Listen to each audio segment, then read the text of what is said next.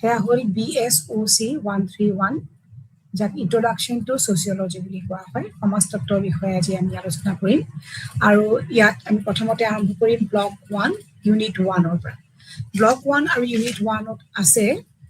এমাৰ্জেন্স of sociology and social anthropology. অসমীয়াত কোৱা হয় সমাজতত্ব আৰু সামাজিক নৃতত্বৰ বিকাশ। এই ইউনিটৰ ভিতৰত বিভিন্ন ধৰণৰ খুব গুৰুত্বপূৰ্ণ বিষয় সাঙুৰ খাই আছে। এই গোটেইখিনি দৰকাৰী কথা লৈ ইয়াতে এই ইউনিটটো তৈয়াৰ কৰা হৈছে। এতিয়া এই ইউনিটটো যেতিয়া তোমালোকে পঢ়িবা বা শিকিবা, তাৰ পৰা তোমালোকৰ কি লাভ হ'ব, তোমালোকে এই ইউনিটৰ অন্তত কি কি কথা শিকিব পাৰিবা, সেইবোৰ হৈছে এনেকুৱা। এই ইউনিটৰ অন্তত শিক্ষাৰ্থীসকলৰ নিম্নোক্ত দিশসমূহ বোধগম্য হ'ব, অৰ্থাৎ তোমালোকে এইখিনি কথা জানিব পাৰিবা। প্ৰথমটো হৈছে কি, সমাজতত্বৰ উত্থান, এমাৰ্জেন্স অফ ছচিয়লজি। এই বিষয়ে তোমালোকে জ্ঞাত হ'বা। সমাজতত্বৰ উত্থান মানে সমাজতত্বৰ এই বিষয়টো কিদৰে বিকাশ হৈছিল। আৰু দ্বিতীয়তে সমাজতত্বৰ উত্থানৰ কাৰকসমূহ কি কি কাৰণৰ বাবে, কি বিশেষ কাৰকৰ বাবে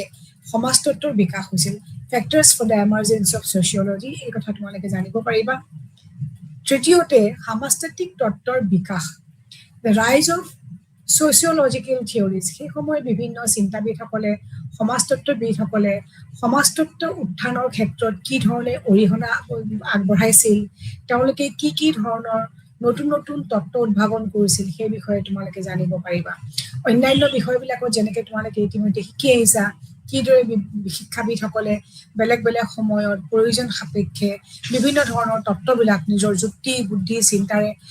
উন্নত কৰিছিল বা বিকাশ কৰিছিল, সেইদৰে সমাজতত্ত্বৰ উত্থানৰ ক্ষেত্ৰত সমাজতত্ত্ববিদসকলে কিদৰে অৰিহণা বা অৱদান আগবঢ়াইছিল, তাক আমি সমাজতাত্ত্বিক তত্ত্বৰ বিকাশ এই ইউনিটৰ সেই অংশখিনি পঢ়িলে আমি জানিব পাৰিম।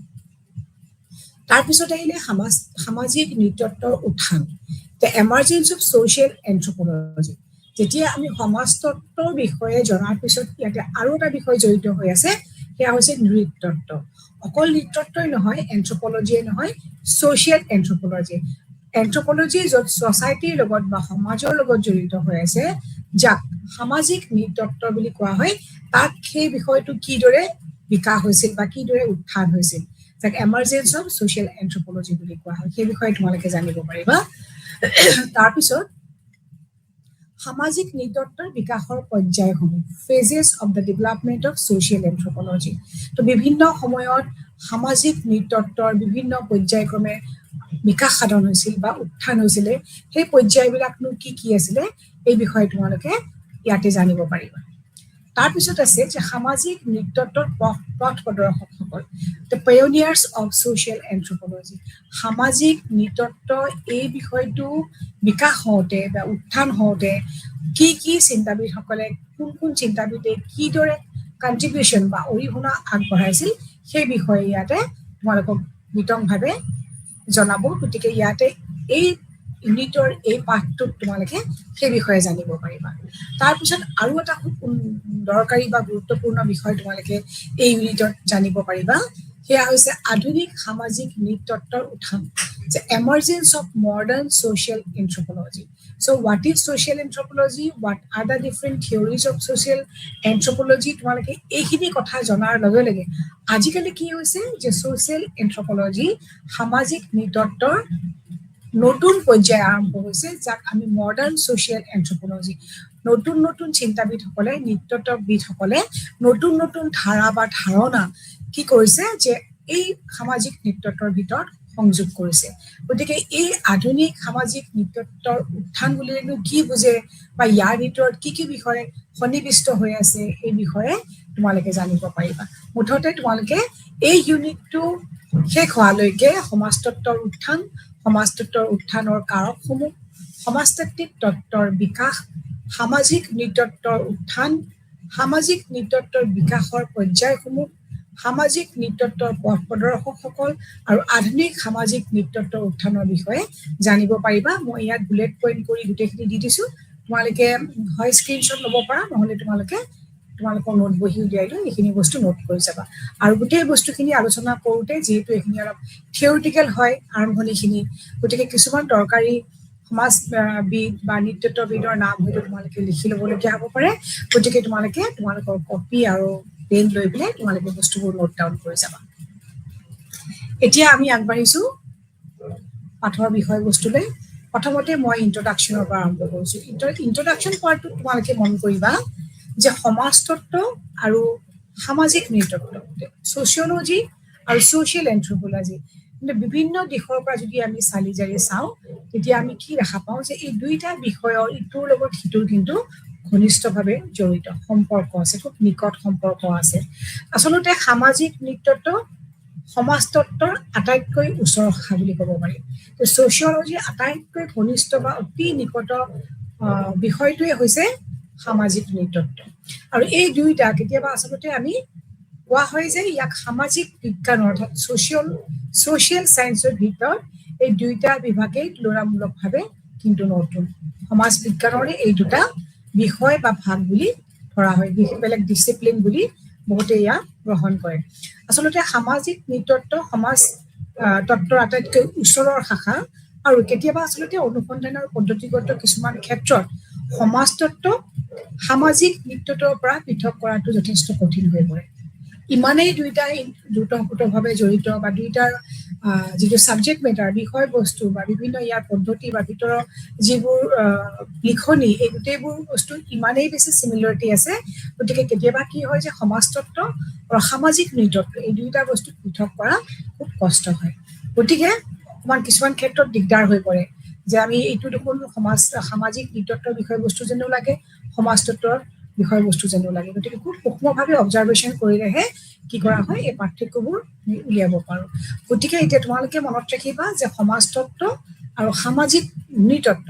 দুইটা সম্পৰ্ক অতি নিকট আৰু দুইটাই হৈছে কি সমাজ বিজ্ঞান ছচিয়েল চায়েন্সৰ দুটা নতুন বিভাগ বুলি ধৰি লোৱা হয় দুইটা শাখাৰ মাজত সাদৃশ্য আছে যদিও যেনেকে মই অলপ আগতে ক'লো যে সমাজতত্ত্ব আৰু সামাজিক নৃতত্বৰ ঐতিহাসিক যিডাল শিপা যিডাল হিষ্টৰিকেল ৰুট বুলি কোৱা হয় সেইডাল কিন্তু বেলেগ বেলেগ যে প্ৰত্যেক বস্তুৱে এটা হিষ্টৰিকেল ৰুট থাকে যেনেকে আমি আমাৰ যিটো এক্সিষ্টেঞ্চটো আমাৰ ক'ৰ পৰা আহিছে আমাৰ পিতৃ মাতৃৰ পৰা আহিলে আমাৰ পিতৃ মাতৃ ক'ৰ পৰা আহিলে আমাৰ ককা আইতাসকলৰ পৰা আহিলে ককা আইতাসকল ক'ৰ পৰা আহিলে আজু আইতাসকলৰ পৰা আহিলে এনেকে আমাৰ কি হৈছে জেনেৰেশ্যন বাই জেনেৰেশ্যন কি হয় পৰিৱৰ্তন হৈ বৰ্তমানৰ এক্সিষ্টেঞ্চ আছে আকৌ আমাৰ পিছৰ পৰ্যায়ত আমাৰ ল'ৰা ছোৱালী হ'ব ল'ৰা ছোৱালীৰ পিছৰ পৰ্যায়খিনি তেওঁলোকৰ ল'ৰা ছোৱালীৰ পৰা হ'ব এনেকে জেনেৰেশ্যনটো পাছ ডাউন হৈ থাকে ঠিক সেইদৰে এই দুয়োটা বিষয় যেনেকে সমাজতত্ত্ব আৰু সামাজিক নৃতত্ব এওঁলোকৰো কিন্তু হিষ্টৰিকেল যিটো ৰুট থাকে বেলেগ বেলেগ হয় প্ৰত্যেক হিউমেন বিঙৰ যেনেকে তেওঁলোকৰ ফ'ৰ ফাদাৰ্ছ বা বিলংগিংছবোৰ বেলেগ বেলেগ হয় ঠিক সেইদৰে এই দুয়োটা বিষয়ৰ কিন্তু হিষ্টৰিকেল যিটো ৰুট সেই দুয়োটা কিন্তু বেলেগ বেলেগ যদিও দুয়োটাৰ মাজত খুব ভাল বা নিকট সম্পৰ্ক আছে এতিয়া সমাজতত্ত্বৰ উত্থানৰ পথ বিচাৰি উলিওৱাটো তুলনামূলকভাৱে সহজ হ'লেও সামাজিক নৃতত্বৰ আকৌ পথ বিচাৰি উলিওৱাটো বৰ সহজ নহয় অলপ জটিল বুলি ইয়াক গণ্য কৰা হয় গতিকে দুইটা বিভাগৰ ইতিহাস কেতিয়াবা কেইবা শতিকাও পুৰণি হয় এইটো নতুন নহয় বহু পুৰণি মানুহৰ যেতিয়া মানুহ জাতিটো মানৱ জাতিটো সৃষ্টি হৈছিল তেতিয়াৰ পৰাই সমাজৰ সৃষ্টি হৈছিলে আৰু সেই সময়ৰ পৰাই সামাজিক নৃতত্ব বিষয়টো জড়িত হৈ আছে গতিকে ইহঁতৰ যিডাল ঐতিহাসিক ৰুট বুলি কোৱা হয় হিষ্টৰিকেল ৰুট বুলি কোৱা হৈছে সেইডাল পৃথক পৃথকভাৱে নিৰ্বাচন কৰি ওলোৱাটো তাৰ ৰুটটো বিচাৰি ওলোৱাটো বৰ কঠিন বিশেষকে সমাজতত্ত্বতকৈও সামাজিক নৃতত্বৰ ৰুট বিচাৰি ওলোৱাটো অধিক জটিল দুইটা বিভাগৰে কি হৈছিল যে ইতিহাস বহুত পুৰণি কাৰণ হৈছে বহুত আৰম্ভণি মানৱ জীৱন আৰম্ভ হোৱাৰ পৰাই দুইটাৰ শিপা জড়িত হৈ আছে এতিয়া কথা হ'ল যে দুইটাই কিন্তু 1900 শতিকাতহে একোটা শৈক্ষিক শাখা হিচাপে আত্মপ্ৰকাশ কৰিছে যদিও ইহঁতৰ ৰুটটো বা যিটো শিপা বুলি কোৱা হয় গুৰিটো বহু বছৰ আগৰ পুৰণা বহু শতিকাৰ পুৰণা তথাপি দুইটা বিভাগেই স্বকীয়ভাৱে একোটা বিভাগ বুলি কেতিয়াৰ পৰা আত্মপ্ৰকাশ কৰিছে শৈক্ষিক শাখা হিচাপে কেতিয়াৰ পৰা আত্মপ্ৰকাশ কৰিছে 1900 শতিকাতহে গতিকে এই ইউনিটত আমি এই দিশত বহু কথা আলোচনা কৰিব পাৰিম এইখিনি হৈছে পৰিচয় বা মানে এইটো ইন্ট্ৰডাকশ্যনটো মই তোমালোকক ক'লো এতিয়া আমি আকৌ তোমালোকৰ যিবোৰ অবজেক্টিভছ মই অলপ আগতে কৈ গ'লো আগৰ শ্লাইডখনত মই দেখুৱাইছিলো তোমালোকে চাগে দেখিছা ইয়াতে সমাজতত্বৰ প্ৰথম এইটো হৈছে আমাৰ ইয়াতে জানিব লগা বিষয় বা দিশ। গতিকে প্ৰথমতে আমি সমাজতত্বনো কেনেকে বিকাশ হৈছিল, কেনেকে আৰম্ভণি হৈছিল, তাৰ পৰা আমি আৰম্ভ কৰোঁ। ইয়াক আমি কি বুলি পইণ্টটো লিখিলে বা তোমালোকে সমাজতত্বৰ উত্থান, এমাৰ্জেঞ্চ অফ ছচিয়লজি। এতিয়া সমাজতত্বৰ উত্থানৰ বিষয়ে আমি প্ৰথমতে আলোচনা কৰিম, আৰু এই বিষয়ে তোমালোকে খুব গুৰুত্বপূৰ্ণ কিছুমান পইণ্ট আছে, সেইবোৰ বস্তু তোমালোকে লিখি যাবা। সমাজতত্বৰ উত্থান অৰ্থাৎ সমাজতত্বক এক সামাজিক বিজ্ঞানৰ শাখা হিচাপে গঢ়ি তোলা আঁৰত থকা কাৰণবোৰ বুজিবলৈ সেই সময়ৰ আমি সামাজিক, ৰাজনৈতিক আৰু বৈজ্ঞানিক কাৰণসমূহ বুজি পোৱাটো অতি প্ৰয়োজন। সমাজ এখনৰ সৃষ্টি হঠাতে নহয়, বিভিন্ন ধৰণৰ ক্ষেত্ৰত থকা কিছুমান মানে কাৰণৰ কাৰণে আমি কি কৰিব পাৰো, যে এখন সমাজৰ সৃষ্টি হয় বা সমাজতত্বৰ উত্থান হয়। ইয়াত কি কি কাৰণ সংলগ্ন হৈ আছে, যেনেকে সামাজিক, ৰাজনৈতিক, বৈজ্ঞানিক কাৰণবিলাক ইয়াত মানে সন্নিৱিষ্ট হৈ আছে, যিবোৰে সমাজতত্ব বিষয়টোৰ সৃষ্টি কৰিছিলে। এতিয়া 18 আৰু 19 শতিকাত পশ্চিম ইউৰোপত দ্ৰুত আৰু গভীৰ পৰিৱৰ্তনৰ সাক্ষী হৈছিল। সেই সময়ছোৱাত আমাৰ ইয়াত আৰম্ভণিতে সমাজতত্ব ক'ত হৈছিলে, যে আমি এইবোৰ কি কৰো, যে বিদেশতহে আৰম্ভ হৈছিলে, আমাৰ ভাৰতবৰ্ষত নহয়। যে বিদেশত কি কৰিছিলে, যে 18 আৰু 19 শতিকাত যিটো পশ্চিম ইউৰোপত কি হৈছিলে, বিভিন্ন ধৰণৰ সামাজিক পৰিৱৰ্তন কিছুমান হৈছিলে।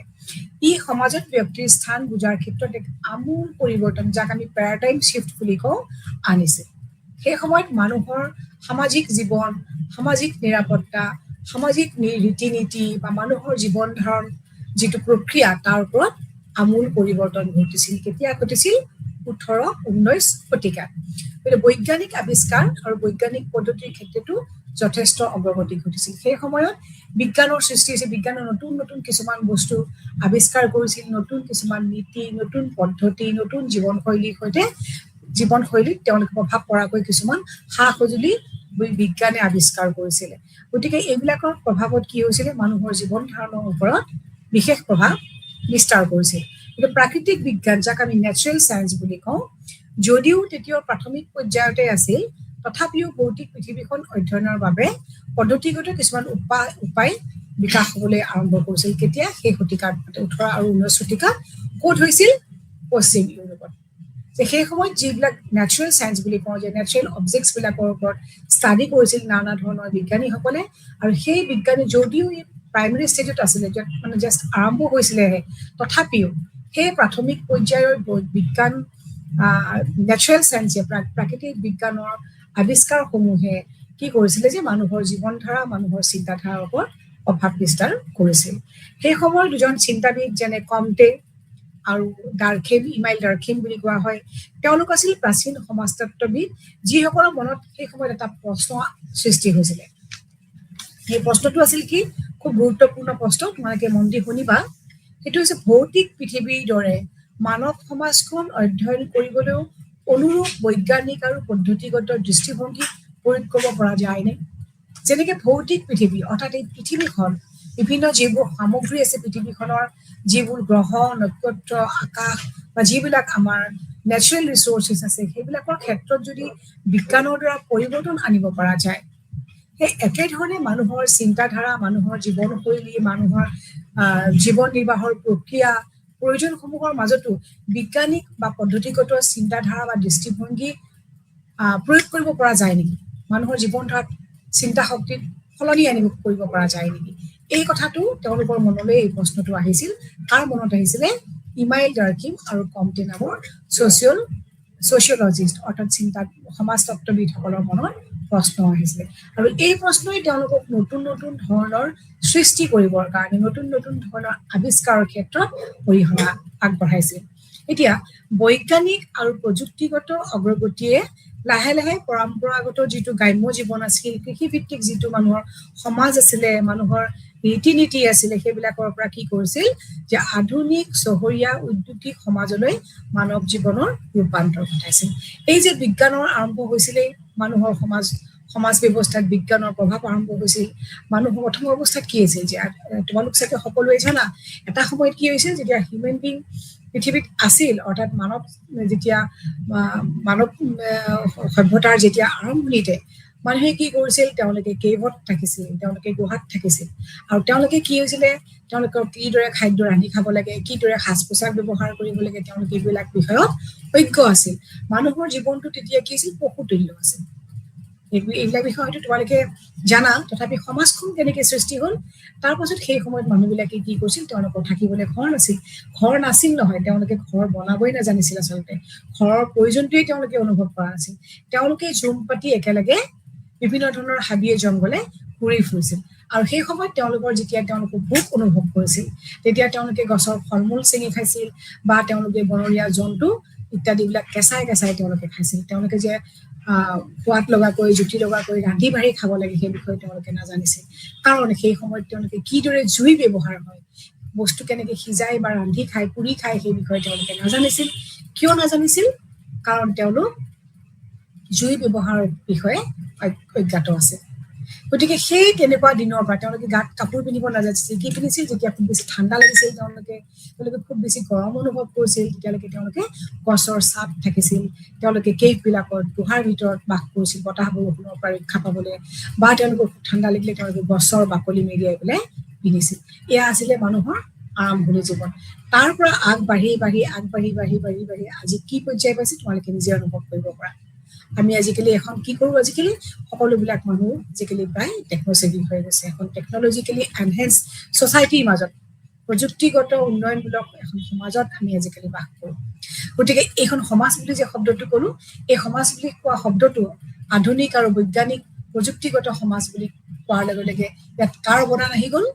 বিজ্ঞান আৰু প্ৰযুক্তিগত অগ্ৰগতি। গতিকে এই বিজ্ঞান আৰু প্ৰযুক্তিগত অগ্ৰগতিৰ ফলত কি হৈছে, মানুহৰ জীৱনশৈলীবোৰ পৰিৱৰ্তন হৈছে। আগৰ সেই কৃষিভিত্তিক মানুহে মেনুৱেলি যিবিলাক কাম কৰিছিলে, খেতি পথাৰ কৰিছিল, খেতি পথাৰ তেওঁলোকে সৃষ্টি কৰিছিল, বা তেওঁলোকে তাত খেতি কৰিছিল, সেই সাধাৰণতে সেইবোৰ ক'ত কৰিছিলে? নদীৰ পাৰত কৰিছে। আগৰ যদি সভ্যতাবিলাকৰ বিষয়ে তোমালোকে ঘূৰি চোৱা, দেখিবা বেছিভাগ সভ্যতাই ক'ত সৃষ্টি হৈছিলে? নদীৰ পাৰত সৃষ্টি হৈছিলে। কিয়? কাৰণ তাত তেওঁলোকে যিটো আমাৰ ইৰিগেশ্যন চিষ্টেম, আজিকালি আমি যিটো চাইণ্টিফিক ইৰিগেশ্যন টুলছ বিলাক ব্যৱহাৰ কৰোঁ, তেওঁলোকেতো নাজানিছিল। গতিকে তেওঁলোকে কি কৰিছিলে? নদীৰ পাৰত পানী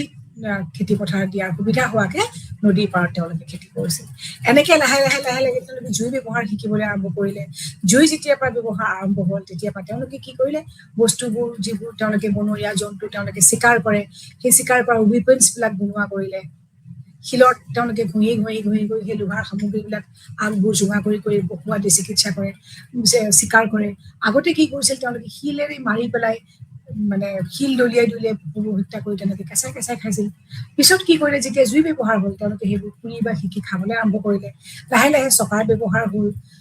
তেওঁলোকে এটা ঠাইৰ পৰা আন এটা ঠাইলৈ তেওঁলোকে প্ৰব্ৰজন আৰম্ভ কৰিলে, খেতি আৰম্ভ কৰিলে। এইদৰে খেতিত যিবিলাক তেওঁলোকৰ উৎপাদন হ'ল, সেই উৎপাদনবিলাক তেওঁলোকৰ নিজৰ প্ৰয়োজনীয় যিখিনি শস্য তেওঁলোকে সেইখিনি ৰাখে, আৰু বাকীখিনি তেওঁলোকে বেলেগলৈ নিয়াৰ ব্যৱস্থা কৰিলে চকাৰ উদ্ভাৱন হোৱাৰ পিছত। এইদৰে বিজ্ঞান আৰু প্ৰযুক্তিগত সামগ্ৰীসমূহৰ লাহে লাহে উদ্ভাৱন হোৱাৰ পিছত বা উন্নতি হোৱাৰ পিছত মানুহৰ জীৱনশৈলীবোৰ পৰিৱৰ্তন হ'ল। আৰু তাৰ লগে লগে যিটো সমাজৰ যিটো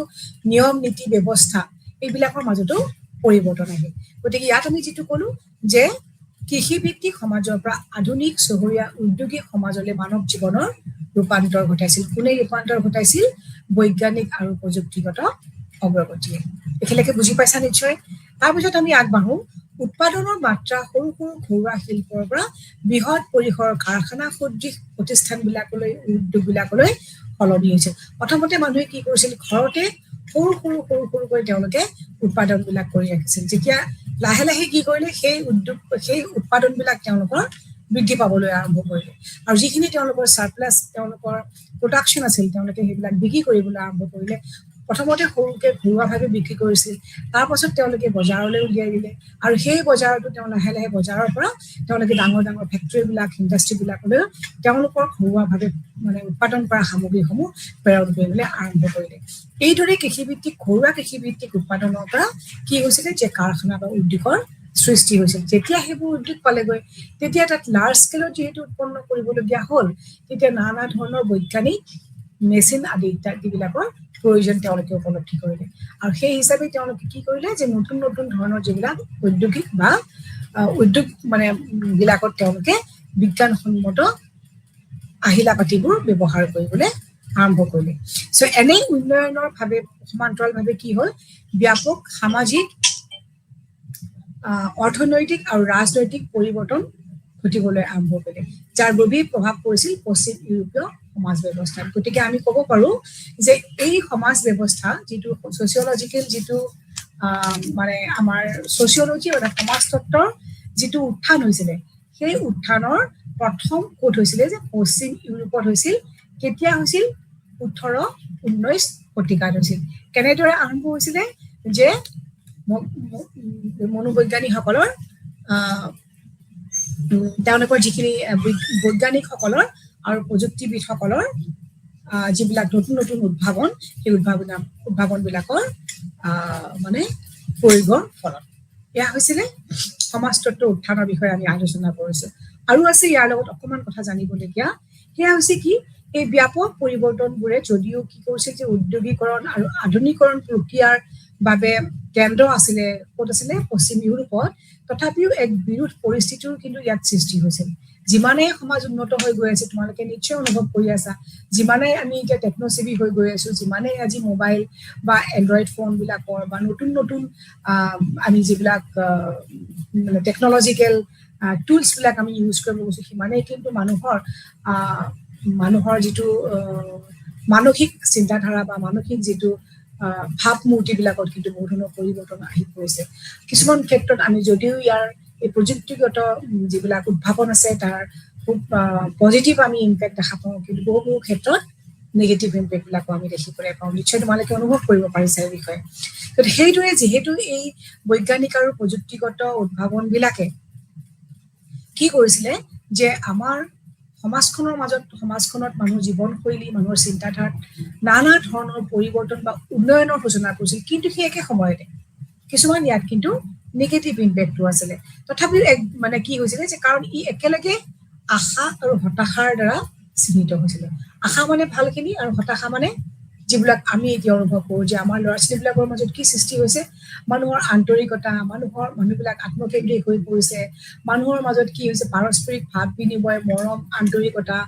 সময় মানে পৰিয়ালৰ ইটোৰ লগত সিটো সময়খিনি দিব পৰা ক্ষমতা যেন লাহে লাহে কমি গৈছে কাৰণ মানুহবিলাক যেন একো একোটা মেচিনলৈ ৰূপান্তৰিত হৈছে এইখিনি কিন্তু হতাশাৰ চিহ্ন সেইদৰে পৰম্পৰাগত সমাজৰ অৰ্থনৈতিক সামাজিক সাংস্কৃতিক আৰু ৰাজনৈতিক দিশসমূহৰ পৰা যুক্তিগত আৰু দৰ্শনৰ দ্বাৰা পৰিচালিত সমাজলৈ ৰূপান্তৰ হবলৈ লৈছিল লাহে লাহে কি কৰিছে ন প্ৰত্যেকটো কথা আমি যুক্তি দিওঁ যে কি কাৰণ সমাজখনত এইবিলাক ঘটনা ঘটিবলৈ ধৰিছে আজিকালি যেনেকৈ তোমালোকে অনুভৱ কৰা আমি বহু ওপৰলৈ গৈছো চন্দ্ৰতো মানুহ গৈছে মংগল গ্ৰহতো মানুহ যাবলৈ সক্ষম হৈছে কিন্তু তথাপিও মানুহৰ মাজত মৰা-মৰি কটা-কটি সাংঘাতিক ধৰণৰ কিছুমান সামাজিকভাৱে বিশৃংখল ঘটনা আমি নিউজত বা আমি পেপাৰবিলাকত পঢ়িবলৈ পাওঁ কিয় হ'বলৈ ধৰিছে ইমান মানৱীয়তা মানুহৰ ইমান নিম্নগামী হৈছে কি কাৰণত ইয়াৰ কাৰণে কিছুমান কি হয় যুক্তিবাদী বা যেনেকুৱা ধৰণৰ মানে ধাৰাৰ সৃষ্টি হ'বলৈ আৰম্ভ কৰিলে নানা ধৰণৰ চিন্তাবিদসকলে তেওঁলোকে ইয়াৰ যিবিলাক বিৰূপ যিবিলাক প্ৰভাৱ হৈছিলে তাৰ ওপৰত তেওঁলোকে যুক্তি দিবলৈ আৰম্ভ কৰিলে যাক আমি যুক্তিবাদ বুলি ইয়াতে কৈছো যে বৌদ্ধিক আৰু ভৌতিক মানে সামাজিক পৰিৱৰ্তনসমূহৰ ওপৰত পটভূমিতে ইয়াতে কি কৰা হৈছিল যে মানুহবিলাকে যুক্তি দিবলৈ আৰম্ভ কৰিলে সমাজখনক আমি শুধৰণি কৰিব লাগিব আমি নানা ধৰণৰ বিজ্ঞানসন্মত প্ৰযুক্তিগত শৈলী আৰম্ভ কৰিছো ঠিকেই ডাঙৰ ডাঙৰ উদ্যোগ কাৰখানা সৃষ্টি হৈছে ঠিকেই তাৰ লগে লগে আমি কি কৰিব লাগিব আমাৰ সমাজখনকো আমি প্ৰটেক্ট কৰিব লাগিব সমাজৰ মানুহৰ জীৱন ধাৰাবিলাকৰ ওপৰতো ইয়াৰ কি হ'ব লাগিব পজিটিভ প্ৰভাৱ পৰিব লাগিব ধনাত্মক প্ৰভাৱ পৰিব লাগিব মানুহবিলাক যদি পশুতুল্য হৈ পৰে মানুহবিলাক যদি আকৌ সেই প্ৰিমিটিভ যিবিলাক পৰ্যায়ত মানুহে জীৱন ধাৰণ কৰিছিলে সেই ধৰণৰ পৰ্যায়লৈকে গুচি যায় মানুহে মানুহক মাৰিবলৈ মানুহে মানুহক ওপৰত মানে হিংসা কৰিবলৈ জিজ্ঞাসামূলক কাৰ্য মানে কৰিবৰ কাৰণে মানুহে যদি অকণো কুণ্ঠাবোধ নকৰে তেতিয়াহ'লে কেতিয়াও এখন সমাজ আমি উন্নত বুলি ক'ব নোৱাৰো যিমানেই ইয়াক প্ৰযুক্তিগতভাৱে বা বিজ্ঞানসন্মতভাৱে উন্নতি নহওক কিয় মানৱীয়তাটো বহুত ডাঙৰ কথা মানুহৰ মাজত বুজা-বুজি আত্মীয়তা আন্তৰিকতা ভাতৃত্ব ভাৱ ইত্যাদিবোৰ যেতিয়া মানুহৰ মাজত থাকিব তেতিয়াহে এখন সমাজ উন্নত বুলি আমি ক'ব পাৰিম মৰা কটা বা মানুহৰ মাজত বৈষম্যমূলক আচৰণবিলাকে কেতিয়াও এখন ভাল সমাজ গঢ় দিব নোৱাৰে গতিকে এই ধৰণৰ চিন্তা যিখিনি কথা মই কৈছো তেনেকুৱা ধৰণৰ যুক্তিবিলাক প্ৰদৰ্শন কৰি বৌদ্ধিক আৰু যুক্তিবাদবিলাকৰ সেই সময়ত মানে আৰম্ভ হৈছিলে আৰু ইয়াৰ পটভূমিতে আচলতে সমাজতত্ব এই বিষয়টো আৰু মানে সমাজতত্ব এই বিষয়টোৱে মুমুকি মাৰিছিল যে এক শৈক্ষিক শাখা হিচাপে সমাজতত্ব গঢ়ি তোলা কিছুমান কাৰক আছে যিবিলাকে ইয়াক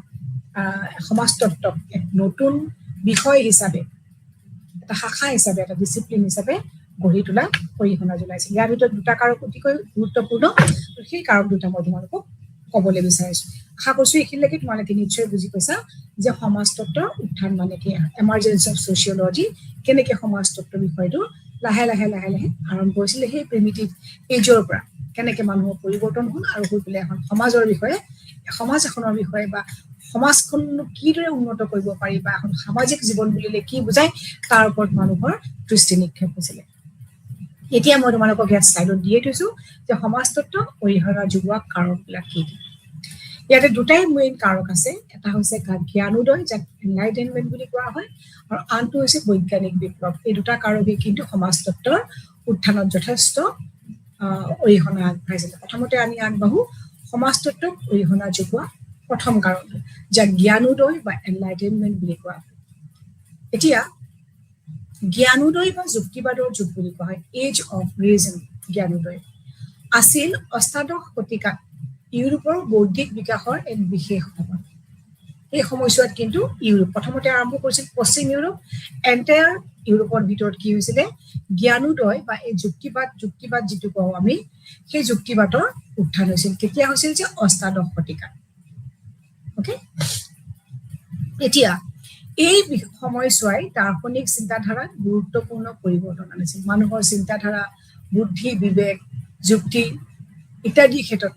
সাংঘাতিক ধৰণৰ পৰিৱৰ্তন আনিছিল সমাজ জীৱনৰ সৈতে জড়িত বহুতো পুৰণি ধাৰণা আৰু বিশ্বাসক এই সময়ছোৱাত প্ৰত্যাহ্বান জনোৱা হৈছিল আৰু নতুন ধাৰণাৰে সেইবোৰ সলনি কৰা হৈছিল তো জ্ঞানোদয়ৰ সৈতে জড়িত আটাইতকৈ বিশিষ্ট চিন্তাবিদসকল আছিল কোন ফৰাচী দাৰ্শনিক চাৰ্লছ মণ্টেস্কু আৰু জিন জ্যাক ৰুছো তোমালোকে নামকেইটা লিখি ল'ব পাৰা এই ক্ষেত্ৰত সামাজিক পৰিৱৰ্তন ঘটোৱা দুজন খুব মানে ফেমাছ বিখ্যাত মানে চিন্তাবিদ আছিল চাৰ্লছ মণ্টেস্কু আৰু জিন জ্যাক ৰুছো এই দুজনে খুব মানে সাংঘাতিক ধৰণৰ কণ্ট্ৰিবিউশ্যন দিছিলে কিহৰ ওপৰত এই যে মানুহৰ বৌদ্ধিক চিন্তাধাৰাৰ বিকাশৰ ক্ষেত্ৰত এতিয়া এখন সমাজ উন্নত বুলি আমি কেতিয়া কওঁ এখন ঘৰ আদৰ্শবান ঘৰ বুলি আমি কেতিয়া ক'ম পাৰোঁ তোমালোকে প্ৰথমতে তাৰ পৰাই আৰম্ভ কৰাচোন নিজৰ পৰিয়ালটোৰ পৰাই আৰম্ভ কৰা যেতিয়া এটা পৰিয়াল খুব সংস্কাৰী আমি এটা খুব সংস্কাৰ থকা পৰিয়াল বুলি যে আমি কওঁ কিন্তু খুব কালচাৰ্ড ফেমিলি বুলি আমি এটা শব্দ ব্যৱহাৰ কৰোঁ প্ৰায় নহয়নে এই মানুহবোৰৰ নহয় খুব ভাল ফেমিলি বেকগ্ৰাউণ্ডটো খুব ভাল খুব সাংস্কৃতিক পৰিয়াল এইটো খুব মানে কালচাৰ্ড ফেমিলি বুলি আমি কওঁ মানে তোমালোকে কি বুজি পোৱা সেই ঘৰখনত মানুহখিনি নীতি নিয়ম আচাৰ ব্যৱহাৰ চিন্তাধাৰা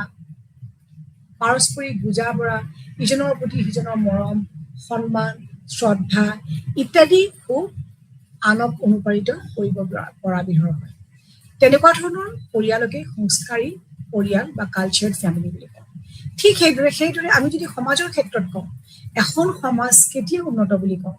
সমাজৰ গোটেই মানুহখিনিৰ মাজত আন্তৰিকতা তেওঁলোকে বেলেগ বেলেগ ধৰ্মৰ হ'ব পাৰে তেওঁলোক বেলেগ বেলেগ ভাষাৰ হ'ব পাৰে বেলেগ বেলেগ তেওঁলোকৰ ঘৰুৱা নীতি নিয়ম হ'ব পাৰে ধৰ্মীয় বিশ্বাস থাকিব পাৰে কিন্তু তথাপি তেওঁলোকে যেতিয়া মিলা প্ৰীতিৰে ভাতৃত্বভাৱেৰে সম্প্ৰীতিমূলক ভাৱে যদি এখন সমাজত থাকে তেতিয়া সেই সমাজখনক আমি কি বুলি কওঁ সংস্কাৰমূলক সমাজ বা উন্নত সমাজ বুলি কওঁ গতিকে উন্নত সমাজ হ'ব লাগিলে অকল তেওঁলোকে কিমান ডাঙৰ বিল্ডিঙত আছে কিমান দীঘলীয়া গাড়ী তেওঁলোকে ব্যৱহাৰ কৰিছে কিমান তেওঁলোকে এৰিষ্টক্ৰেচি লাইফ মানে তেওঁলোকে এৰিষ্টক্ৰেট ভাৱে তেওঁলোকে জীৱন নিৰ্বাহ কৰিছে তেওঁলোকৰ কিমান বেংক বেলেঞ্চ আছে তেওঁলোকে কিমান চাইণ্টিফিকেলি এনহেন্স টুলছ ঘৰত কমফৰ্টেবল ইনষ্ট্ৰুমেণ্টছবোৰ ইউজ কৰিছে তাক বুজায় কিহে বুজায় তেওঁলোকৰ চিন্তাধাৰা তেওঁলোকৰ মানসিকতা তেওঁলোকৰ বিচাৰ বুদ্ধি তেওঁলোকৰ সমাজৰ প্ৰতি দায়বদ্ধতা সমাজখনৰ বিভিন্ন ধৰণৰ পৰিয়ালবিলাকলৈ তেওঁলোকৰ কণ্ট্ৰিবিউশ্যন অৰিহণা তেওঁলোকৰ যিটো আন্তৰিকতা মৰম শ্ৰদ্ধা অ'কে বৈষম্যতামূলক ব্যৱহাৰ প্ৰদৰ্শন নকৰা ইত্যাদি কথাবিলাকৰ ওপৰতে এখন সমাজৰ উন্নত সমাজৰ ভৱিষ্যত বা এখন উন্নত সমাজ বুলি আমি ক'ব পাৰোঁ আমি তাক আইডেণ্টিফাই কৰোঁ যে এখন উন্নত সমাজ গতিকে এই ক্ষেত্ৰত যিবোৰ চিন্তাধাৰা পৰিৱৰ্তন অনাৰ ক্ষেত্ৰত কি কৰিব লাগিব সকলো মানুহৰে কিন্তু চিন্তাধাৰাবোৰ একে নহয় বেলেগ বেলেগ গতিকে উন্নত দিশলৈ সেই সমাজধাৰাবিলাক মানে দিশ তেওঁলোকক প্ৰদৰ্শন কৰিবৰ কাৰণে আমাক কি লাগিব কিছুমান চিন্তাবিদ লাগিব যিসকল চিন্তাবিদৰ ভিতৰত চাৰ্লছ মণ্টেস্কো আৰু জিন জেক ৰুছোৰ আমি নাম ল'ব পাৰোঁ গতিকে তেওঁলোকে কি কৰিছিলে যে সমাজখনক উন্নত দিশত আগবঢ়াই নিয়াৰ কাৰণে এখন ভাল সমাজ গঢ়াৰ ক্ষেত্ৰত অৰিহণা আগবঢ়াইছিলে গতিকে এই সময়ছোৱাই ইউৰোপৰ সামন্তীয় দৰ্শনৰ পৰা এক আমূল পৰিৱৰ্তন চিহ্নিত কৰিছিল সামাজিক আৰু নৈতিক ব্যৱস্থাসমূহ তেতিয়া কি হৈছিল আৰু ঈশ্বৰ প্ৰদত্ত আৰু পবিত্ৰ বুলি গণ্য কৰা হোৱা নাছিল এটা সময়ত কি আছিল যে সকলোবিলাক কাম যে ভগৱানৰ কণ্ট্ৰিবিউশ্যন বুলি ধৰা হৈছিল মানুহক বলি দিছিল কি কাৰণে যে ভগৱানৰ মানে এইটো আহ্বান সকলো কথা তেওঁলোকে মানুহবিলাক বহুত কনজাৰভেটিভ আছিলে ইমান বেছি তেওঁলোকে কি কৰিছিলে যে তেওঁলোকে ধৰ্মৰ ওপৰত বেছি বিশ্বাস ৰাখিছিল যে ধৰ্মৰ নামত নানা ধৰণৰ কুসংস্কাৰ প্ৰৱৰ্তন হৈছিল গতিকে ইমানেই বেছি কুসংস্কাৰ আছিল তাত যিসকল তলতীয়া বা নিম্ন পৰ্যায়ৰ যিসকল বৰ্ণৰ যিসকল লোক আছিল তেওঁলোকে ছাৰ্ভাইভ কৰাই মানে ডাঙৰ কথা হৈছিল কাৰণ তেওঁলোকৰ সেইখিনি সময়ত ৰাজতন্ত্ৰীয় লোকসকলে বা যিসকল উচ্চ বৰ্ণৰ লোক আছিল তেওঁলোকে ইমান বেয়াকে শোষণ কৰিছিল যে তেওঁলোকে মূৰ তুলি এষাৰ কথা ক'বলৈ তেওঁলোকৰ যিখিনি তেওঁলোকৰ ন্যায় পাবলগীয়া আছিলে সকলোখিনিৰ পৰা তেওঁলোক বিৰত আছিলে খুব দুখ লগা খুব কষ্টৰ তেওঁলোকৰ জীৱন নিৰ্বাহ কৰিছিল গতিকে সকলো কাম কি তাৰোপৰি কি হৈছে সকলো কাম ভগৱানে এইটো বাৰ্তা বুলি কৈ পেলাই বহু কাম মানে অসামাজিক কিছুমান কাৰ্যকলাপ হৈছিল গতিকে এইবিলাকৰ প্ৰতিবাদ কৰাৰ কাৰণে কিছুমান চিন্তাবিদৰ সৃষ্টি হৈছিল আৰু তেওঁলোকে কি কৰিছিলে যে নতুন যিটো চিন্তা সেই চিন্তাটো তেওঁলোকে আৰম্ভ কৰিছিলে ডিভাইন ৰাইট থিয়ৰী যিবিলাক আৰম্ভ হৈছিল তেওঁলোকে এইবিলাকক প্ৰত্যাহ্বান জনাইছিল যে সকলো কাম ভগৱানে নকয় ভগৱানৰ নামত কিছুমান দুৰ্নীতি চলিছে ভগৱানৰ নামত কুসংস্কাৰ চলিছিল শোষণ চলিছিল সমাজখনত এইবিলাকৰ পৰা সমাজখনক মুক্তি দিয়াৰ কাৰণে চিন্তাবিদসকলে আগবাঢ়ি আহিছিলে তাকে তেওঁলোককে জ্ঞান উদয় তেওঁলোকে আচলতে নতুন নতুন চিন্তা নতুন নতুন জ্ঞানৰ উদয় কৰিছিল সেইকাৰণে এই সময়ছোৱাত খুব গুৰুত্বপূৰ্ণ প্ৰভাৱ পেলাইছিল কিছুমান চিন্তাবিদে গতিকে সেই সময়ত ভাবিছিল যে মানুহে যি কৰ্ম কৰিব সেই হিচাপতেই তেওঁ আচলতে সেই কৰ্মটোৰ ফল লাভ কৰিব আৰু ভগৱানে এইটো কাম ভগৱানে কোনো বস্তু নিবিচাৰে মানুহৰ পৰা মানুহে সৃষ্টিয়ে কৰিছে ভগৱানে মানুহক তেওঁ যি ধৰণৰ কৰ্ম কৰিব যি ধৰণে তেওঁ চিন্তা কৰিব যি ধৰণে সমাজৰ প্ৰতি কণ্ট্ৰিবিউশ্যন আগবঢ়াব অৰিহণা কৰিব মানুহক সহায় কৰিব মৰম কৰিব দয়া কৰিব সেই হিচাপে ভগৱানে তেওঁক আঁকোৱালি ল'ব যে নিজৰ স্বাৰ্থৰ কাৰণে নিজৰ কিছুমান ভাল কাম সিদ্ধিৰ কাৰণে মানুহে বলিদান দিয়াটোত মানুহক হত্যা কৰাটোত মানুহক বলি দিয়াটোত ভগৱানৰ ওচৰত উচৰ্গা কৰাটোত এইটো কেতিয়াও ভগৱানে নিবিচাৰে হিংসাবিহীন এখন সমাজে আচলতে ভগৱানে বিচাৰে আৰু ভগৱানৰ নামত অন্যায় বিচাৰ হোৱাটো কেতিয়াও ভাল সমাজৰ কাৰণে পজিটিভ কাৰণ ভাল সমাজ এখন গঢ়াৰ পজিটিভ কাৰণ হ'ব নোৱাৰে এই কথাখিনি কি কৰিছে যে জ্ঞান উদয় অৰ্থাৎ যিসকল এনলাইটেণ্ড যিসকল ব্যক্তি আছিল তেওঁলোকে এই কথাখিনি আৰম্ভ কৰিছিল গতিকে প্ৰকৃতি আৰু সমাজ উভয়কে অভিজ্ঞতাৰ ভিত্তিত অধ্যয়ন কৰিব পাৰি ঠিক আছে গতিকে এনে বিশ্বাসেই আছিল এই ধাৰণাসমূহৰ মূল যে আমি যদি এখন সমাজ বা এখন প্ৰকৃতিয়ে যিখিনি বস্তু দিছে হয় আমি মানুহে কি কৰিছো আমাৰ বুদ্ধি আমাৰ প্ৰয়োজন এইবিলাকৰ ভিত্তিত আমি কি কৰিছো যে আমি প্ৰকৃতিৰ কিছুমান বস্তুক নতুনকে গঢ় দি লৈছো ঠিক কিন্তু সেই বস্তুখিনি আমি ক'ৰ পৰা পাইছো সেই বস্তুখিনি প্ৰকৃতিৰে দান প্ৰকৃতিৰ পৰাই পাইছো গতিকে প্ৰকৃতি অবিহনে আমাৰ মানুহ জীৱনৰ কোনো অস্তিত্ব নাই গতিকে আমি কি কৰিছো আমাৰ বিবেক আছে আমাৰ বুদ্ধি আছে এইবিলাকক আমি ব্যৱহাৰ কৰি প্ৰকৃতিয়ে দিয়া আমাৰ যিবোৰ অমূল্য সম্পদ আছে তাক আমি প্ৰয়োজন সাপেক্ষে ইয়াক নতুনকৈ গঢ় দি লৈছো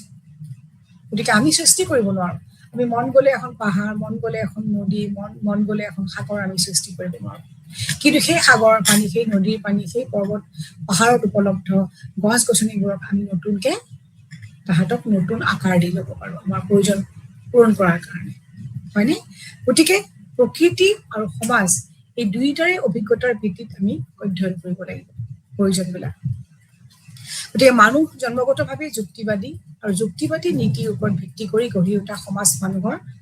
অসীম সম্ভাৱনা উপলব্ধি কৰাত সহায় কৰিব বুলি বিশ্বাস কৰা হৈছিলে। এই জ্ঞানোদয়ে যিসকল চিন্তাবিদ আছিলে তেওঁলোকে এই ধৰণৰ মতবাদবিলাক সমাজত প্ৰচলন কৰিছিলে যে মানুহ যুক্তিবাদী, মানুহৰ যুক্তি আছে, মানুহ আৰু পশুৰ মাজত কি পাৰ্থক্য? আমি যদি জানো যে সকলো জন্তুৱে হৈছে, সকলো সৃষ্টিয়ে হৈছে মানৱ সমাজৰ মানে কি একোজন পশু, এনিমেল। তো এনিমেল যদি মানুহ যদি এনিমেল হয়, অন্যান্য পশুবিলাকো যদি এনিমেল হয়, যে মানে ধৰা যেনেকে বাঘ, সিংহ, হাতী, ঘোঁৰা এইবিলাকো যদি পশু, সেই জন্তুবিলাকৰ লগত মানৱৰ মাজত কি ডিফাৰেঞ্চ আছে? সকলোতো ভগৱানৰে সৃষ্টি, সকলোবিলাকেতো লিভিং অৰ্গেনিজিম। কি পাৰ্থক্যটো কি? তোমালোকে মনত ৰাখিবা। মানুহে চিন্তা কৰিব পাৰে, কুকুৰ, গৰু এইবিলাকৰ চিন্তাটো অলপমান মানুহৰ তুলনাত নিম্ন। তেওঁলোকে ইমান চিন্তা কৰিব নোৱাৰে, তেওঁলোকে যুক্তি প্ৰদৰ্শন কৰিব নোৱাৰে, তেওঁলোকে বুদ্ধি প্ৰয়োগ কৰিব নোৱাৰে, তেওঁলোকে কল্পনা কৰিব নোৱাৰে। এইবিলাক মানুহে কৰিব পাৰে। মানুহৰহে প্ৰয়োজন আছে। আজি যিমানখন সমাজত পৰিৱৰ্তন হৈছে, কাৰ প্ৰয়োজনৰ ভিত্তিত সমাজখন পৰিৱৰ্তন হৈছে? এই যে আমি প্ৰাকৃতিক সম্পদবিলাক নতুনকে গঢ় দি লৈছো, কোনে কৰিছে? এইবিলাক বিজ্ঞানীসকলে কৰিছে, মনোবিজ্ঞানীসকলে যুক্তিটো প্ৰদৰ্শন কৰিছে, বা নানা ধৰণৰ যিবিলাক আমি নতুন প্ৰযুক্তিগত আৰু আমি যিবিলাক বৈজ্ঞানিক সামগ্ৰী ব্যৱহাৰ কৰিছো, এইবিলাক কোনে সৃষ্টি কৰিছে? মানুহে সৃষ্টি কৰিছে। এইবিলাক কোনো জন্তুৱে সৃষ্টি কৰা নাই, বাঘ, ভালুক, সিংহ এইবিলাকে সৃষ্টি কৰা নাই। কাৰণ তেওঁলোকৰ যুক্তিবাদী যিটো তেওঁলোকৰ চিন্তাধাৰা, সেইটো তেওঁলোকৰ নাই। মানুহে নিজৰ বুদ্ধিক ব্যৱহাৰ কৰিব পাৰে, নিজৰ যুক্তিক মানুহে সন্মান কৰিব পাৰে, মানুহে নিজৰ কল্পনা শক্তি প্ৰয়োগ কৰিব পাৰে, কিন্তু এই জন্তুবিলাকে নোৱাৰে। গতিকে মানুহে কৰিব নোৱাৰা কাম একো নাই। এখন ভাল সমাজ মানুহে গঠন কৰিব লাগিব। যিহেতু বহুত মানুহ লগ লাগি এখন সমাজ সৃষ্টি হয়। অতীজৰে পৰা, যেতিয়া প্ৰিমিটিভ এজৰ পৰা আমি দেখা পাওঁ কি যে মানুহবিলাকে সদায় জুম পাতি বাস কৰিছিল। কিয় জুম পাতি বাস কৰিছিলে? প্ৰথম অৱস্থাত কাৰণটো আছিল কি যে তেওঁলোকে যিহেতু হাবিয়ে বননিয়ে ঘূৰি ফুৰিছিল, গতিকে হয়তো অকলে গলে তেওঁলোকক বনৰীয়া জন্তুৱে আক্ৰমণ কৰিব পাৰে, তেওঁলোকে ভয় কৰিছিল। গতিকে সেইকাৰণে কি কৰিছে, তেওঁলোকে একেলগে বহু মানুহ জুম পাতি পেলাই বাস কৰিছিল। গতিকে এই জুম পাতি বাস কৰাটো পিছলৈ গৈ একোটা গোটৰ সৃষ্টি কৰিছিলে, এটা সৰু সৰু সামাজিক গোটৰ সৃষ্টি কৰিছিলে। আৰু সেই সামাজিক গোটবিলাকৰ মাজতে তেওঁলোকৰ বিয়া বাৰু হৈছিল, তেওঁলোকে এটা জেগাত এখন সমাজৰ সৃষ্টি কৰিছিলে। এই সমাজবিলাকত লাহে লাহে নীতি নিয়ম প্ৰচাৰ হৈছিল, তেওঁলোকৰ মাজত ল'ৰা ছোৱালী জন্ম হৈছিলে। সেই ল'ৰা ছোৱালীবিলাক পোহপালন দিয়াৰ কাৰণে, তেওঁলোকে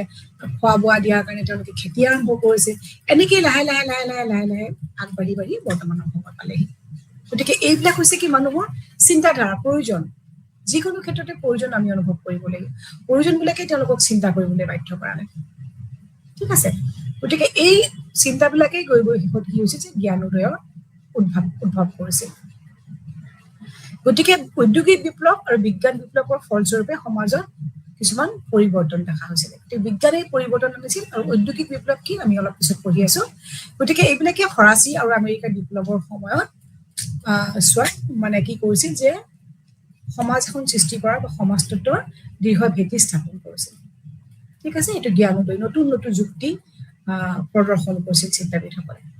এতিয়া 2 নম্বৰ কাৰণটো হৈছে কি, প্ৰথমটো আমি জ্ঞানোদয় পালো, এনলাইটেনমেন্ট পালো। 2 নম্বৰ হৈছে কি, কাৰকটো হৈছে কি সমাজতন্ত্ৰ সৃষ্টি হোৱাৰ বৈজ্ঞানিক বিপ্লৱ, চাইণ্টিফিক ৰিভলিউচন বুলি কোৱা হয়। ইয়াতে তোমালোকক দিছোৱে মই জ্ঞানোদয়ৰ যিকেইটা সৈতে জড়িত যিকেইটা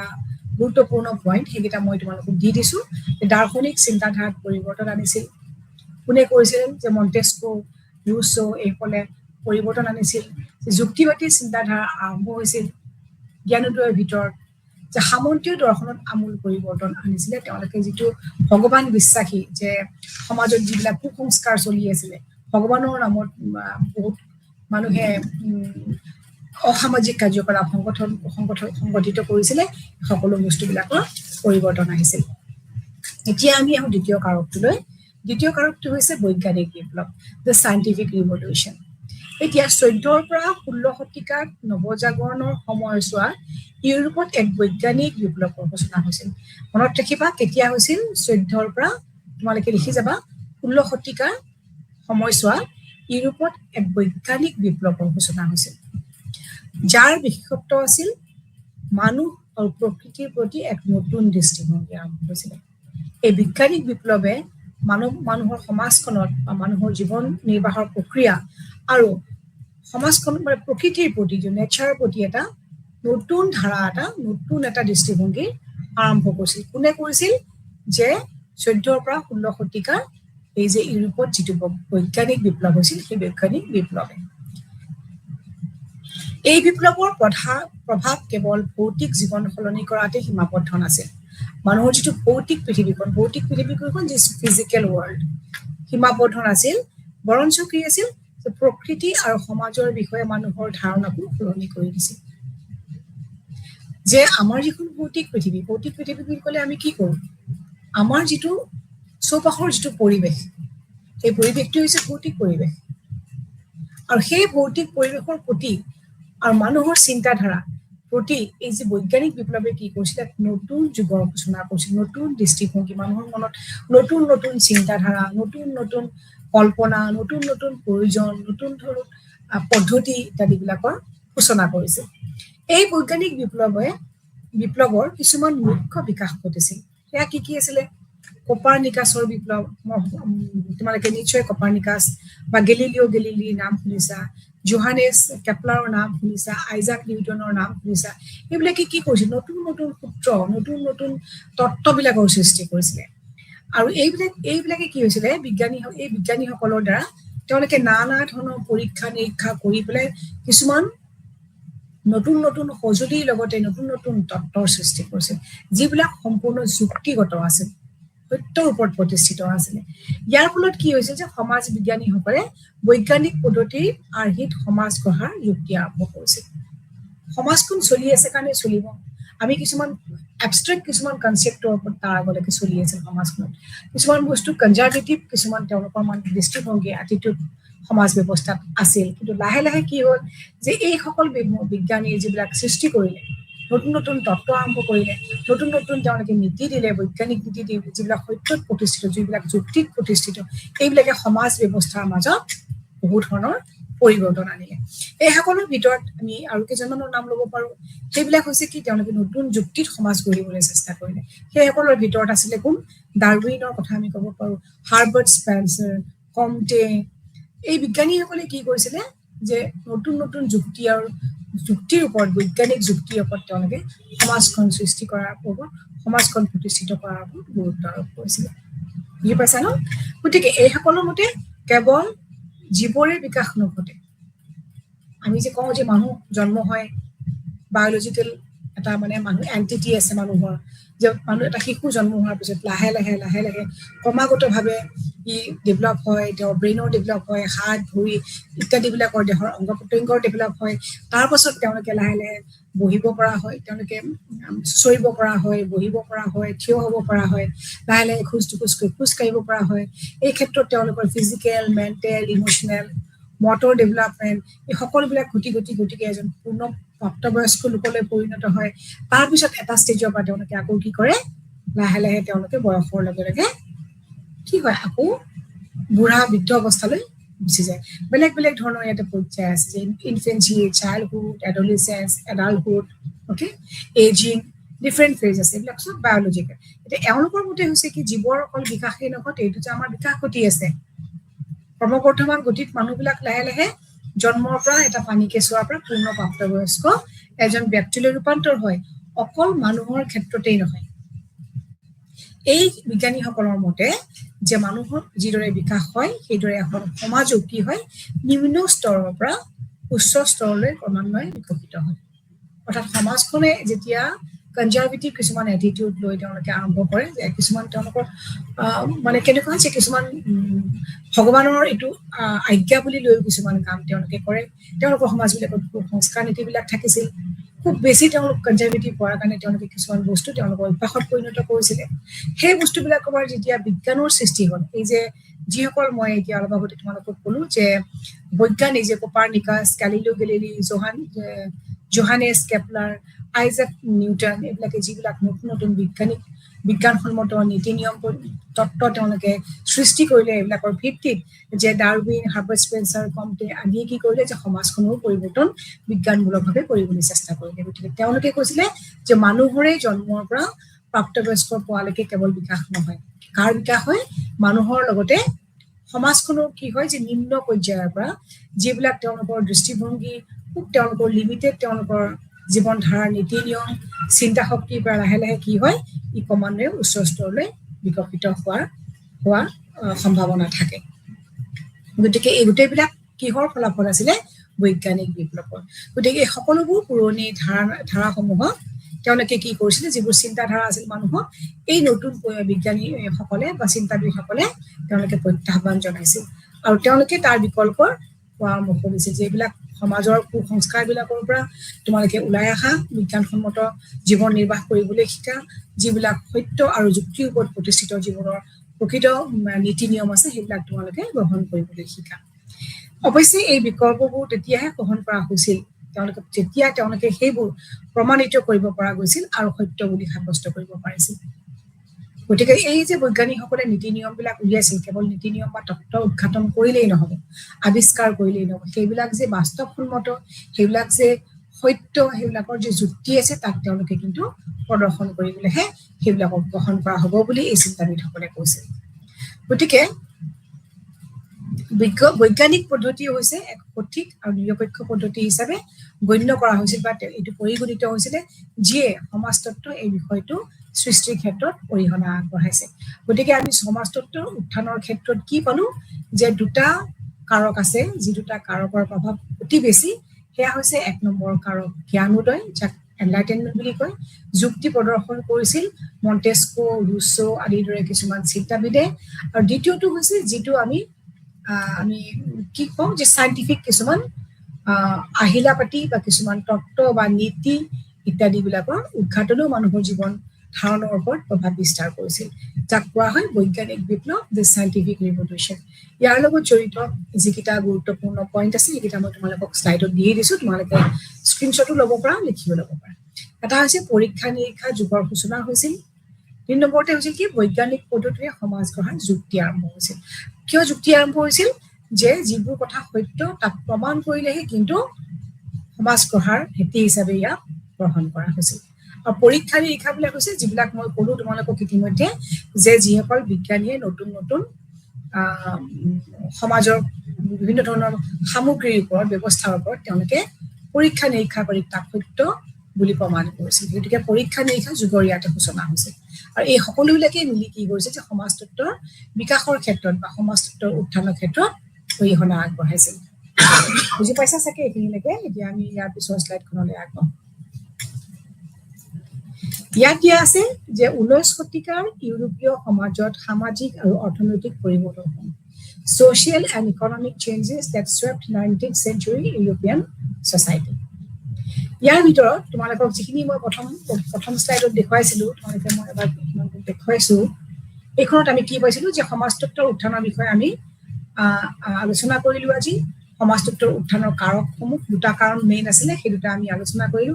কিবা সমাজতাত্ত্বিক তত্ত্বৰ বিকাশ আমি সেইফালে এতিয়া আগবাঢ়িছো গতিকে ইয়াৰ লগত জড়িত বিষয়টোৱে হৈছে কি এইটো the social and economic changes that swept 19th century European society ইয়াৰ লগত জড়িত কেইটামান গুৰুত্বপূৰ্ণ ঘটনা হৈছে এক নম্বৰ ঘটনাটো হ'ল ফৰাচী বিপ্লৱ যে ফ্ৰেঞ্চ ৰিভলিউশ্যন বুলি কোৱা হয়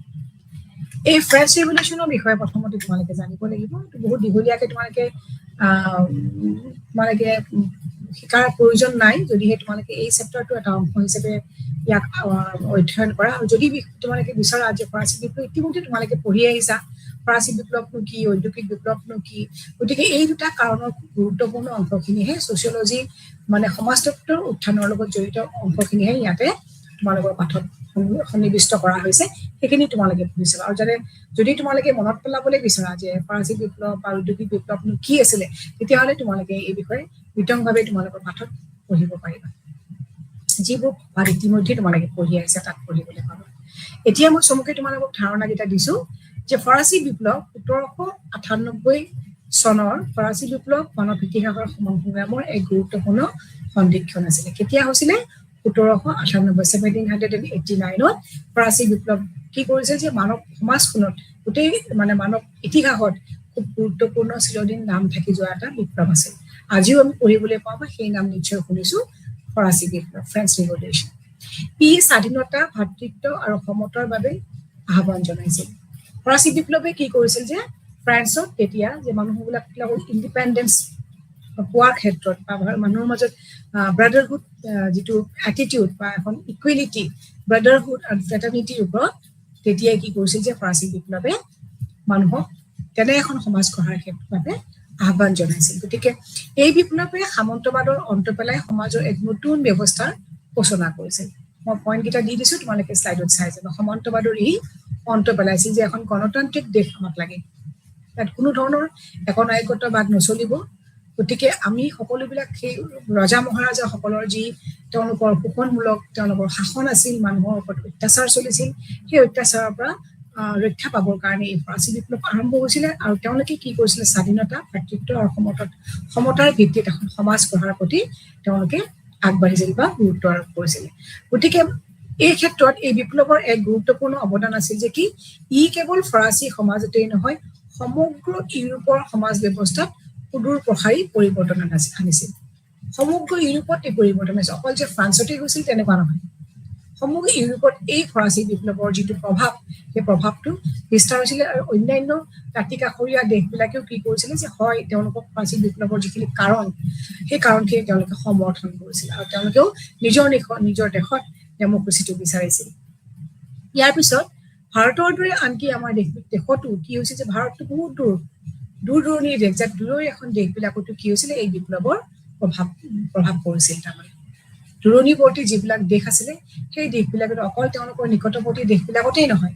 তেওঁলোকৰ যিবিলাক ফ্ৰেন্সৰ পৰা দূৰৰ পৰা যিবোৰ দেশ আছিলে যেনেকৈ ভাৰতবৰ্ষ এই ফৰাচী বিপ্লৱৰ প্ৰভাৱ পৰিছিল গতিকে আমাৰ যিটো যে আমাৰ ভাৰতীয় সংবিধানৰ তোমালোকে এইটো কথা খুব গুৰুত্বপূৰ্ণ কথা মনত ৰাখিবা যে ভাৰতীয় সংবিধানৰ অৰ্থাৎ আমাৰ যিখন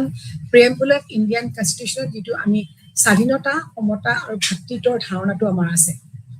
তোমালোকে জানা নহয় আমাৰ ভাৰতীয় কনষ্টিটিউশ্যন প্ৰিএম্বলত কি আছে যে তাত আমাৰ স্বাধীনতা সমতা আৰু ভাতৃত্বৰ আমি এটা ধাৰণা তাত দিয়া আছে এই ধাৰণাটো ক'ৰ পৰা আহিছিলে এই ফৰাচী বিপ্লৱৰ পৰাই লোৱা হৈছিল ফ্ৰান্সত যেতিয়া ৰিভলিউশ্যন হৈছিল তেওঁলোকৰ যিটো স্বাধীনতা ভাতৃত্ব আৰু সমতাৰ ওপৰত তেওঁলোকে বিপ্লৱ আৰম্ভ কৰিছিল সেই বিপ্লৱে ভাৰতবৰ্ষটো এনেদৰে প্ৰভাৱিত কৰিছিল যে ভাৰতৰ যিখন আমাৰ সংবিধান সেই সংবিধানখনৰ প্ৰিএম্বলত আমি ইউনিটি ফ্ৰেটাৰ্নিটি ব্ৰাদাৰহুডৰ কথা আমাৰ প্ৰথম চেণ্টেন্সতে ইয়াতে লিখা হৈছিলে আৰু এই লিখাখিনি ক'ৰ পৰা আহিছিলে এইটো the impact of French revolution ইয়াৰ পিছত কি হৈছিল যে 18শ শতিকাত ইউৰোপৰ দেশসমূহৰ দৰে ফ্ৰান্সতো কি হৈছিলে যুক্তি আৰু যুক্তিবাদৰ যুগত তেওঁলোকেও প্ৰৱেশ কৰিছিল যেনেকৈ অলপ আগতে মই কৈছিলো যে বৈজ্ঞানিক বিপ্লৱৰ আৰম্ভ হৈছিলে সেই বৈজ্ঞানিক বিপ্লৱ ক'ত হৈছিলে ইউৰোপত হৈছিলে প্ৰথমতে পশ্চিম ইউৰোপত আৰম্ভ হৈছিলে গতিকে এণ্টায়াৰ ইউৰোপত আৰম্ভ হ'ল আৰু সেই ইউৰোপৰ দেশসমূহতো দৰে মানে কি হৈছিলে সেই দেশসমূহত যি ইউৰোপৰ দেশসমূহৰ ভিতৰত যিদৰে আৰম্ভ হৈছিলে সেইদৰে ফ্ৰান্সতো কি হৈছিলে এই যুক্তিবাদৰ প্ৰভাৱ বিস্তাৰ হৈছিলে আৰু সেই সময়ৰ মহান দাৰ্শনিকসকলৰ ধাৰণাই ফৰাচী জনসাধাৰণকো প্ৰভাৱিত কৰিছিল ফ্ৰান্সৰ ব্যতিক্ৰম নাছিলে গতিকে সেই ফৰাচী জনসাধাৰণৰ মাজতো কি হৈছিলে এই যুক্তিবাদৰ প্ৰভাৱ বিস্তাৰ হৈছিল তেওঁলোকে বিশ্বাস কৰিছিল যে সকলো সত্য কথা যুক্তিৰে প্ৰমাণ কৰিব পৰা যায় তেওঁলোকে ব্লাইণ্ডলি কোনো কথা যে ভগৱানে কৈছে ভগৱানৰ বাৰ্তা ভগৱানৰ আহ্বান বুলি তেওঁলোকে কোনো কথা যিবোৰ আগত প্ৰচলিত আছিল সমাজত সেইবোৰ তেওঁলোকেও গ্ৰহণ কৰিবলৈ মানে বাদ দিছিল তেওঁলোকেও যুক্তিৰ ওপৰত সততাৰ ওপৰত বা সত্যতাৰ ওপৰত গুৰুত্ব দিছিল তেনেকুৱা কেইগৰাকীমান উল্লেখযোগ্য চিন্তাবিদ আছিল যিসকলে এই ধাৰণা যুক্তিবাদী ধাৰণা ফ্ৰান্সতো প্ৰচাৰ কৰিছিল তেওঁলোক হৈছে মণ্টেস্কো জন লক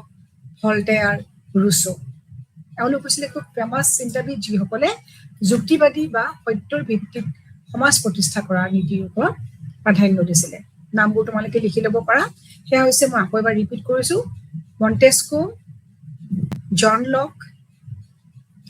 ভল্টেয়াৰ ৰুছো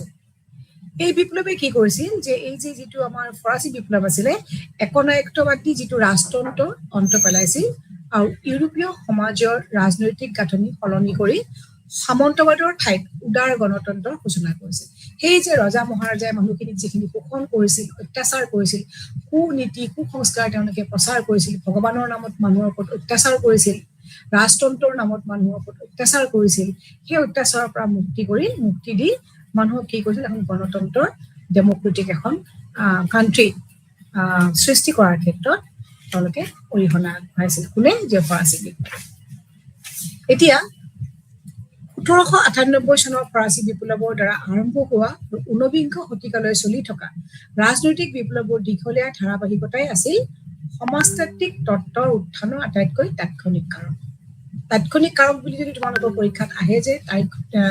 সমাজতত্ত্বৰ সৃষ্টিৰ তাৎক্ষণিক কাৰণটো কি, সেইটো তোমালোকে লিখিব পাৰা যে ফৰাচী বিপ্লৱৰ পৰা আৰম্ভ হোৱা কেতিয়াৰ পৰা হৈছিলে ১৭৯৮ পৰা ঊনবিংশ শতিকালৈ 19th চেঞ্চুৰীলৈকে যিটো ৰাজনৈতিক বিপ্লৱৰ চলিছিল তাৰ ফলস্বৰূপে হৈছিলে আমাৰ সমাজতত্ত্বৰ সৃষ্টি হৈছিলে। এই বিপ্লৱসমূহৰ প্ৰভাৱ বহু সমাজত অপৰিসীম আছিল। এই যে ফৰাচী বিপ্লৱ, ফ্ৰেঞ্চ ৰিভলিউচন, অকল ফ্ৰেঞ্চতে নহয়, মই যেনেকে অলপ আগতেই ক'লো যে ইউৰোপীয় দাঁতিকাষৰীয়া সকলো দেশতে ইয়াৰ প্ৰভাৱ পৰিছিল আৰু দূৰণিবতীয়া যিবোৰ দেশ আছিল, বিশেষকৈ ভাৰতৰ নাম আমি উল্লেখ কৰিব পাৰো, সেই দেশবিলাকতো ইয়াৰ প্ৰভাৱ অপৰিসীম আছিল আৰু ইয়াৰ ফলত বহুতো ইতিবাচক পৰিৱৰ্তন ঘটিছিল। লগতে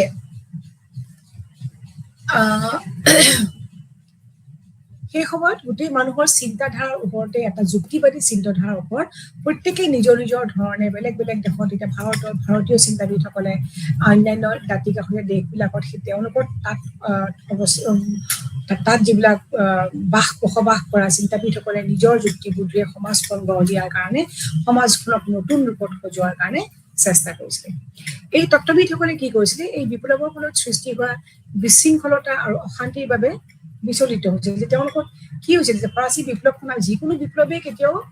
সম্পূৰ্ণৰূপে পজিটিভ হ'ব নোৱাৰে, ই কেতিয়াবা মানুহক সমাজত বিশৃংখলতাৰ সৃষ্টি কৰিব পাৰে, মানুহৰ মানসিকতাক পৰিৱৰ্তন আনিব পাৰে, বিভিন্ন ধৰণৰ ঘটনা ঘটিব পাৰে। গতিকে যিবিলাক অশান্তিমূলক ঘটনা ঘটিছিল বা যিবিলাক বিশৃংখলতা চলিছিল, সেইবিলাকে কিন্তু কি কৰিছে যে সেই সময়ৰ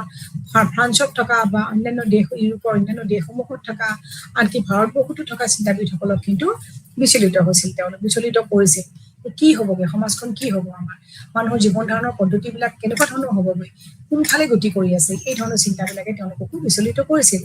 বিশেষকৈ ফ্ৰান্সত তেওঁলোকে সামাজিক শৃংখলা পুনৰ ঘূৰাই আনিব বিচাৰিছিল। তেওঁলোকে অষ্টাদশ আৰু ঊনবিংশ শতিকাৰ ৰাজনৈতিক বিপ্লৱৰ ফলত উলট-পালট হ'ব খোজা সমাজত শৃংখলাৰ নতুন ভিত্তি বিচাৰি উলিয়াবলৈ চেষ্টা কৰিছিল। এই বিপ্লৱে সমাজখনত যিবোৰ খেলি মেলিৰ সৃষ্টি কৰিলে, মানুহৰ মাজত উৰিয়াউৰিৰ সৃষ্টি কৰিলে, ৰাজতন্ত্ৰ আৰু গণতন্ত্ৰ বিচৰা সাধাৰণ জনসাধাৰণৰ মাজত যিটো তেওঁলোকৰ মাজত মতানৈক্যৰ সৃষ্টি কৰিলে, যিটো তেওঁলোকৰ মানসিক কি কয় ডিষ্টেঞ্চ তেওঁলোকৰ মাজত সৃষ্টি কৰিলে, তেওঁলোকৰ মনোভাৱবিলাকৰ মাজত ডিষ্টেঞ্চ সৃষ্টি কৰিলে, আন্তৰিকতাৰ মাজত তেওঁলোকৰ বৈষম্য আনিলে,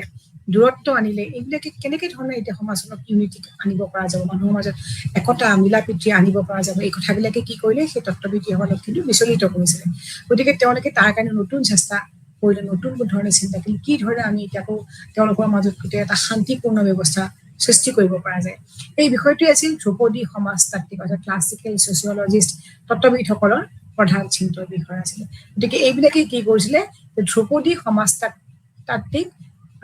সমাজতত্ত্বৰ সৃষ্টি কৰিছিল, যাক ক্লাছিকেল ছচিয়লজিষ্ট বুলি কোৱা হয়। তেওঁলোকক যিয়ে এই ধৰণৰ চিন্তা কৰিছিল তেওঁলোকক ক্লাছিকেল ছচিয়লজিষ্ট অৰ্থাৎ ধ্ৰুপদী সমাজবিদ বুলি কোৱা হৈছিলে।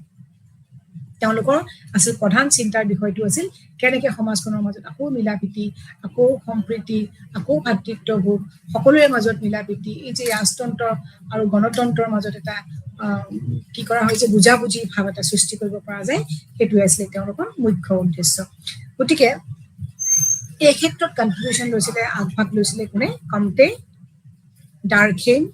আৰু পাৰ্চনাছ। তোমালোকে মনত ৰাখিবা, ধ্ৰুপদী সমাজতাত্ত্বিক তত্ত্ববিদসকলৰ নাম লিখা দুজন বা তিনিজনৰ বুলি যদি আহে, তোমালোকে ইয়াত নামবোৰ লিখিবা, কমতে, ডাৰ্কহেইম আৰু পাৰ্চনাছ বুলি কয়। এই তিনিজন শিক্ষাবিদকে ধ্ৰুপদী সমাজতত্ত্ববিদ বুলি কোৱা হৈছিল। তেওঁলোকে কি কৰিছিলে, গোটেই সমাজখনৰ সৃষ্টি হোৱা বিশৃংখলবিলাক কেনেদৰে তেওঁলোকে আকৌ একত্ৰিত কৰিব তাৰ ওপৰত তেওঁলোকে চিন্তা আৰম্ভ কৰিছিল ঠিক আছে এইখিনি পৰা তোমালোকৰ এটা সৰু কোৱেশ্চন আহিব পাৰে ইয়াৰ ওপৰ চোৱাটো তোমালোকে তাৎক্ষণিক কাৰণটো সমাজতত্ত্ব উত্থানৰ এটা প্ৰশ্ন আহিব পাৰে এইকেইটা তোমালোকে নোট ডাউন কৰি যাবা ইয়াৰ পিছত আহিলে যে 18 শতিকাৰ শেষৰ ফালে আৰু 19 শতিকাৰ আৰম্ভণিতে আন এক বিকাশে সমাজতত্ত্ব উদ্ভাৱনত অৰিহণা যোগাইছিল এই কথাখিনি বাৰু ঠিক আছে আমি আজি ইমানতে সামৰো আমাৰ সময়ও হৈ আহিল গতিকে ইয়াৰ পিছৰ যিটো ক্লাছ হ'ব তাত আমি এইখিনি বস্তু আকৌ এবাৰ পুনৰ আলোচনা কৰিম আজি ক্লাছটো ইমানতে সামৰিছো থেংক ইউ